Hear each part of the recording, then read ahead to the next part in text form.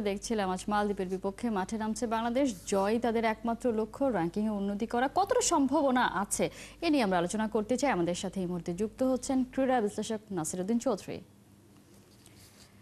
নাসিরউদ্দিন চৌধুরী, শুভ সকাল, স্বাগত একাত্তরের খেলা যোগে।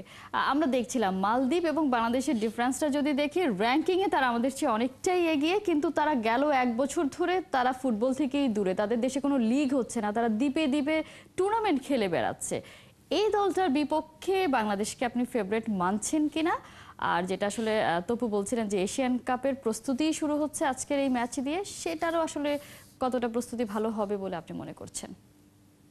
আচ্ছা, ধন্যবাদ আপনাকে এবং একাত্তরের শ্রোতাদেরও আমার তরফ থেকে শুভেচ্ছা। আসলে বেসিক্যালি মালদ্বীপের যদি আপনার যে বাংলাদেশের সাথে যে মানে যদি কন্টেস্ট আপনি চিন্তা করেন, এটা এটা খুবই ইনিশিয়ালি ছিল হলো যেমন 80-র দশকে 90-র দশকের শুরুতে তখন মালদ্বীপ আমাদের কাছ থেকে আপনার প্রচুর গোল খেত। 85-86-এ 8-0 গোলে বাংলাদেশ জিতেছে সর্বোচ্চ ব্যবধান, এটা মালদ্বীপের বিরুদ্ধেই। কিন্তু আফটার দ্যাট তারা ফুটবলে এতটাই উন্নতি করেছে যে ফিফা র্যাঙ্কিং বলেন, একটা পর্যায়ে তারা 126 পর্যন্ত আপনার করেছিল, সর্বোচ্চ র্যাঙ্কিং ছিল। তো এই পর্যায়ে আমরা দেখতে পাই যে আবার যদি বলি 2016-এ আমরাও আবার 5 নিলে আবার মালদ্বীপের কাছে হেরে গিয়েছি। কিন্তু রিসেন্ট পাস্টে যদি আপনি চিন্তা করেন, বাংলাদেশের যে টোটাল ফুটবলের খেলার ধারা এবং মেন্টালিটি একটু পরিবর্তন লক্ষ্য করা গেছে। আপনার যদি চিন্তা করেন এই স্প্যানিশ কোচ যে ক্যামেরার অধীনে আমরা খেলছি, অতীতে যেটা খেলতাম আমরা ডিফেন্সটাকে আপনার ইনট্যাক্ট করে একেবারে দেন আমি কাউন্টার অ্যাটাক নির্ভর একটা ফুটবল খেলতাম, যেটা জেভিডে তারপর পূর্ববর্তী যে কোচগুলো ছিল ও এন্ড্রুয়ার্ড তাদের অধীনে খেলছি। তো ও এসে একটু অ্যাটাকিং ফুটবল খেলাতে দেন আমাদের খেলার ধরন পরিবর্তন হওয়াতে আমরা মানে জিতা মোটামুটি শুরু করতেছি। আপনি যদি চিন্তা করেন রিসেন্ট পাস্টে যদি দেখেন 2003-তে আমরা মালদ্বীপের সাথে অ্যারাউন্ড 3টা খেলা খেলেছি, আপনার এর মধ্যে 2টো জিতেছি, একটা ড্র করেছি এবং সবচেয়ে বড় কথা ফিফা কোয়ালিফায়ারে আমরা তো দারুণ পারফরমেন্স করলাম, সাব গেমসেও আমরা 3-1 গোলে জিতেছি। তো ওভারঅল যদি চিন্তা করেন প্লাস মালদ্বীপের যে প্রেজেন্ট সিচুয়েশন, বোর্ডের সরি ওদের যে ফেডারেশনের সাথে আপনার একটু ঝামেলা, financial crisis, what ever it is, তাদের স্ট্রাগল করতেছে। তো এই ক্ষেত্রে বলবো যে বাংলাদেশ ডেফিনেটলি আজকের খেলায় আপার এন্ডে থাকবে। তবে একটা জিনিস বুঝতে হবে, মালদ্বীপের কিন্তু সবচেয়ে জনপ্রিয় ফুটবল খেলা কিন্তু ফুটবল। আমার মালদ্বীপে যাওয়ার অভিজ্ঞতা হয়েছে যখন আমি সাইপ্রাস স্পোর্টিং ক্লাবের পুরোপুরি দায়িত্বে ছিলাম। ওদের মধ্যে আপনি যদি সন্ধ্যা থেকে আপনার আপ টু গভীর রাত পর্যন্ত দেখেন, আমার ধারণা যে সকল মানে পুরুষ লোকেরাই আমি দেখেছি যে ফুটবল নিয়ে ব্যস্ত থাকে বা ফুটবল খেলে আর কি, ছোট ছোট ছোট ছোট টার্ফের মতো ফিল করে। তো ফুটবল কিন্তু তাদের প্যাশন আর কি। তারপরে আরেকটা ব্যাপার আছে, মালদ্বীপের যে থ্রেটটা আপনার ওদের ওদের কিন্তু মানে ফরওয়ার্ড লাইনে যে কয়টা প্লেয়ার খেলে, লাইক আলিফ আসিফ বলেন, আপনার নিয়াজ আহমেদ বলেন এবং হামজা বলেন, তো প্রচন্ড হাই স্পিড প্লেয়ার। আর ফুটবলের আপনার অ্যাটাক লাইনে স্পিডকে বলা হয় একটা গোল্ড। তো এই ক্ষেত্রে এইটাই একটু মানে ওদের প্যাশন, ওদের যদিও খেলা বন্ধ ছিল, but they have the passion to face any kind of এবং তাদের যে স্কিল সিচুয়েশন। আছে সেটা দিয়ে আসলে বাংলাদেশের সাথে আজকের লড়াইটা বেশ শিয়ানে শিয়ানেই হবে। আপনি বলছিলেন যে মালদ্বীপে গিয়ে আপনি দেখেছেন যে ফুটবলটা তাদের প্যাশন। নাসিরউদ্দিন চৌধুরী, ফুটবল তো আমাদের দেশেরও একটা সময় প্যাশন ছিল।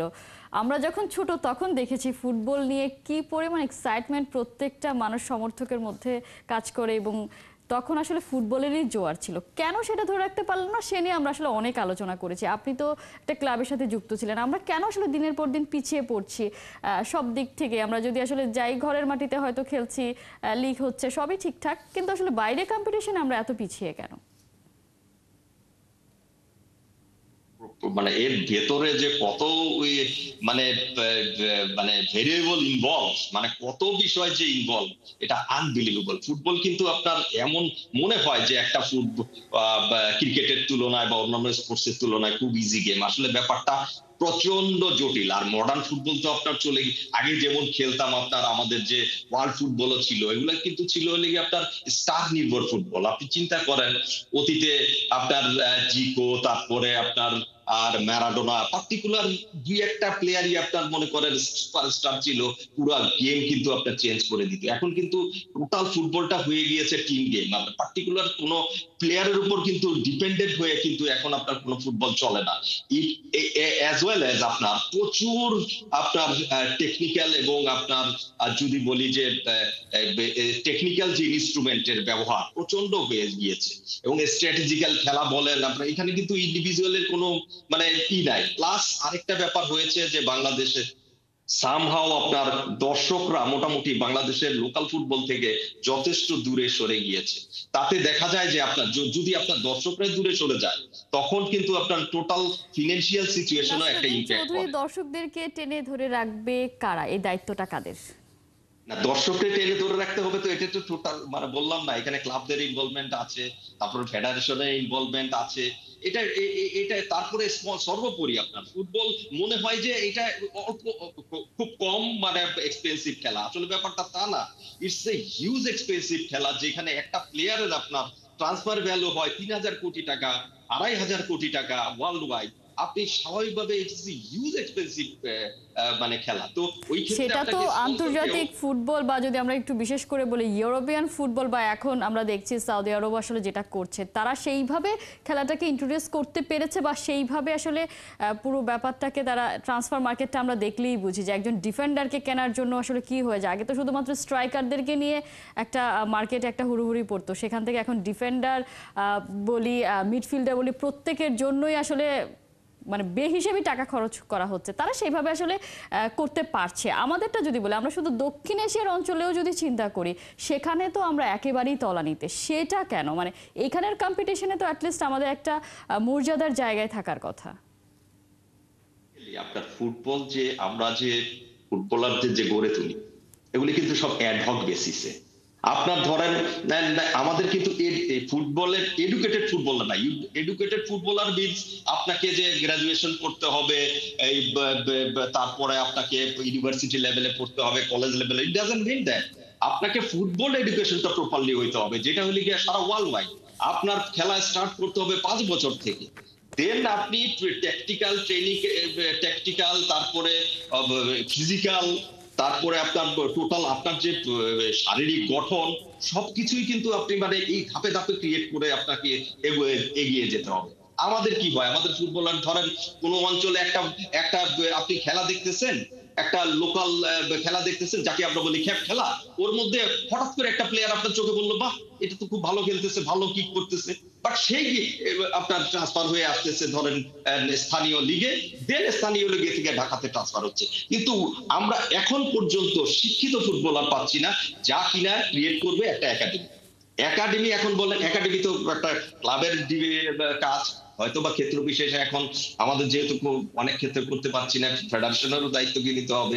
কাজে if you don't get the educated footballer মানে লেগে আপনার ফুটবল শিক্ষায় শিক্ষিত, এই জিনিসটা যদি যতদিন আপনার মানে তৈরি না সেই হবে, ততদিন ইনস্টিটিউশনটা তো পর্যন্ত আপনি নিশ্চয়ই যারা যারা ক্লাব চালান তাদেরই করার কথা ছিল, বা ফুটবল ফেডারেশন বাধ্য করবে যে প্রত্যেকটা ক্লাবের একাডেমি থাকতে হবে, বয়স ভিত্তিক সেখানে আসলে ফুটবলার তৈরি হবে, এজ লেভেল থেকে উঠে আসবে। তাহলেই তো নিশ্চয়ই আমরা যে কথাটা নিয়ে বলছিলাম যে ইউরোপে যেভাবে ফুটবলারদের বাজারটা দেখছি, সেই বাজার তো আমরা ধরতেই পারবো না। আমাদের ফুটবলারদেরও আসলে কখনো নিজের গায়ে নিজে যে একটা প্রাইস ট্যাগ লাগাবে, সেইটাও সেই সক্ষমতাও হয়তো হবে না। আজকে যেহেতু ম্যাচ, আমরা একটু আবার ফিরে আসি, ছোট্ট করে আপনার কাছ থেকে প্রেডিকশনটা জানতে চাইবো। যেহেতু ঘরের মাঠে খেলা এবং কিংস অ্যারেনায় বাংলাদেশের একটা ভালো রেপুটেশন আছে, সেখান থেকে আপনার প্রেডিকশনটা কি? ডেফিনেটলি বাংলাদেশের মানে প্লেয়াররা যথেষ্ট ভালো খেলে, আর মোর ইম্পর্টেন্টলি আমাদের বাংলাদেশের প্লেয়ারদের মধ্যে most of the players from Bashundhara Kings, they knows the field very well than anybody else. So এই ক্ষেত্রে ডেফিনেটলি বাংলাদেশ আপার হ্যান্ডে থাকবে। আমি ব্যক্তিগতভাবে মনে করি, এবং সকল বাংলাদেশের দেশবাসী মনে করে, বাংলাদেশ আজকে বেশ ভালো একটা গোল স্কোরের প্রেডিকশন যদি দিতে চান। প্রেডিকশন দিতে গেলে আমি মনে করতেছি 3-1। 3-1 Yes, my prediction. নিশ্চয়ই আমরা দেখব, এবং এরপরে নিশ্চয়ই ম্যাচ নিয়ে আমরা অ্যানালিসিস করব। নাসিরউদ্দিন চৌধুরী, অসংখ্য ধন্যবাদ এতক্ষণ আমাদেরকে সময় দেওয়ার জন্য। দর্শক, বাংলাদেশ মালদ্বীপ ম্যাচ আজ ফিফা প্রীতি ম্যাচে মাঠে নামছে কিংস অ্যারেনা, সে নিয়ে আমরা এতক্ষণ আলোচনা করছিলাম। আমাদের সাথে আলোচনায় যুক্ত ছিলেন ক্রীড়া বিশ্লেষক নাসিরউদ্দিন চৌধুরী।